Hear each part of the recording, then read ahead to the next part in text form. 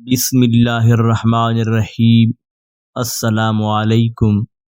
گزرے وقتوں کی بات ہے کہ کسی دور ملک پر ایک بادشاہ حکومت کرتا تھا۔ وہ بہت رحم دل تھا، اسی وجہ سے اس کی رعایا اس سے بہت خوش تھی۔ بادشاہ اور ملکہ اکثر اداس رہتے کیونکہ ان کی کوئی اولاد نہ تھی۔ آخرکار کافی دعاؤں کے بعد اللہ تعالیٰ نے ملکہ کو ایک انتہائی خوبصورت بیٹی عطا کی۔ بادشاہ نے شہزادی کی پیدائش پر پورے ملک میں بہت بڑے جشن کا اہتمام کیا اور ملک کے تمام لوگوں کو مدعو کیا۔ اس ملک میں کچھ پریاں بھی رہتی تھیں۔ بادشاہ نے ان 7 پریوں کو بھی مدعو کر لیا۔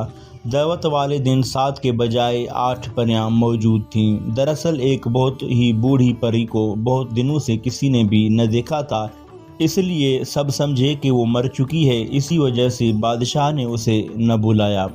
جب تمام لوگوں نے شہزادی کو تحائف دیے تو ایک پری آگے بڑھی اور بولی، میں شہزادی کو خوبصورتی کا تحفہ دیتی ہوں۔ دوسری نے کہا، میں اسے دیانت کا تحفہ پیش کرتی ہوں۔ تیسری پری بولی، میری طرف سے شہزادی کے لیے شان و شوکت کا تحفہ ہے۔ چوتھی پری اپنی باری آنے پر شہزادی کو خوبصورت ناچ کا تحفہ دیا۔ پانچویں پری نے خوبصورت آواز، جبکہ چھٹی پری نے موسیقی کا تحفہ پیش کیا۔ قبل اس کے کہ 7ویں پری شہزادی کو تحفہ دیتی، بوڑھی پری غصے کی حالت میں آگے بڑھی اور بولی، شہزادی کو چرخے کا تکلا چبھے گا اور وہ مر جائے گی۔ بادشاہ اور ملکہ یہ سن کر رونے لگے اور تمام رعایا غمگین ہو گئی۔ اتنی دیر میں 7ویں پری آگے آئی اور بولی، میری طرف سے یہ تحفہ ہے کہ شہزادی مرے گی نہیں بلکہ 100 سال کے لیے گہری نیند سو جائے گی اور 100 سال بعد ایک خوبصورت شہزادہ آ کر اس کو نیند سے بیدار کرے گا۔ بادشاہ نے اپنے ملک سے تمام چرخے ختم کروا دیے تاکہ شہزادی کو بچایا جا سکے۔ سال پر سال بیت گئے، یہاں تک کہ شہزادی 16 سال کی ہو گئی۔ اس دن شہزادی کی 16ویں سالگرہ کا جشن اپنے پورے عروج پر تھا۔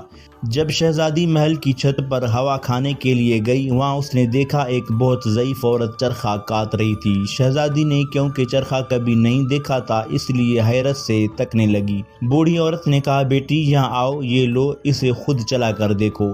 یہ سن کر شہزادی بوڑھی عورت کے پاس جا بیٹھی اور جیسے ہی اس نے چرخے کو ہاتھ لگایا، اس کا تکلا شہزادی کی انگلی میں لگا اور وہ گہری نیند میں سو گئی۔ بادشاہ اور ملکہ کو اس واقعے کی خبر ہوئی تو دونوں بہت پریشان ہوئے۔ ملکہ کہنے لگی، اب ہم اپنی بیٹی کے بغیر کیا کریں؟ بادشاہ نے شہزادی کو اس کی خوابگاہ میں آرام دہ بستر پر لٹا دیا۔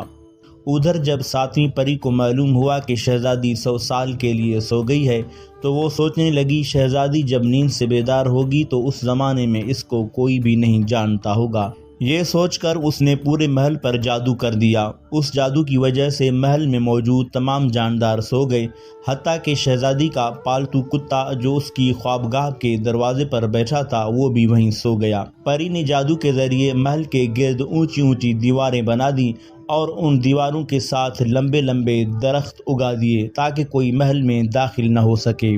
ایک روز ہمسایہ ملک کا شہزادہ شکار کھیلتا ہوا اس طرف آ نکلا۔ اس نے محل دیکھا تو پوچھا، یہ کس کا محل ہے؟ لوگوں نے بتایا کہ یہ جادو کا محل ہے، اس کے اندر ایک شہزادی 100 سال سے سو رہی ہے۔ جو شخص بھی اس کے اندر جانے کی کوشش کرتا ہے وہ زندہ واپس نہیں آتا۔ شہزادے نے کہا، میں ضرور اس محل میں جاؤں گا اور اس کا راز جاننے کی کوشش کروں گا۔ لوگوں کے بہت سمجھانے کا بھی شہزادے پر کوئی اثر نہ ہوا اور وہ محل کی طرف چل پڑا۔ محل کے قریب پہنچ کر شہزادے نے جو ہی درختوں کی شاخوں کو ہٹانے کے لیے ہاتھ آگے بڑھایا تو وہ خود بخود ہٹتی چلی گئیں اور شہزادے کو راستہ ملتا گیا۔ شہزادہ یہ دیکھ کر بہت حیران ہوا۔ چلتے چلتے شہزادہ محل کے دروازے پر پہنچ گیا۔ اس نے ابھی دروازے پر ہاتھ رکھا ہی تھا کہ دروازہ بھی خود بخود کھل گیا۔ شہزادہ دروازے سے اندر داخل ہو گیا۔ شہزادے نے ابھی بات پوری کی ہی تھی کہ زوردار دھماکہ ہوا۔ تیز ہوا چلنے لگی اور شہزادی آہستہ آہستہ آنکھیں کھولنے لگی۔ اس کے ساتھ ہی محل میں سوئے ہوئے تمام جاندار جاگ گئے کیونکہ اب جادو کا اثر ختم ہو چکا تھا۔ ناظرین، بادشاہ اور ملکہ اپنی بیٹی کو مل کر بہت خوش ہوئے۔ سب نے مل کر شہزادی کی 16ویں سالگرہ منائی کیونکہ 100 سال گزرنے کے باوجود سب لوگوں کی عمریں وہی تھی جو ان کے سونے سے پہلے تھیں۔ شہزادی اور شہزادہ خوشی سے جھومتے رہے۔ کچھ دن بعد دونوں کی دھوم دھام سے شادی ہو گئی اور شہزادہ اپنی شہزادی کو لے کر اپنے ملک روانہ ہو گیا، جہاں دونوں ہنسی خوشی زندگی گزارنے لگے۔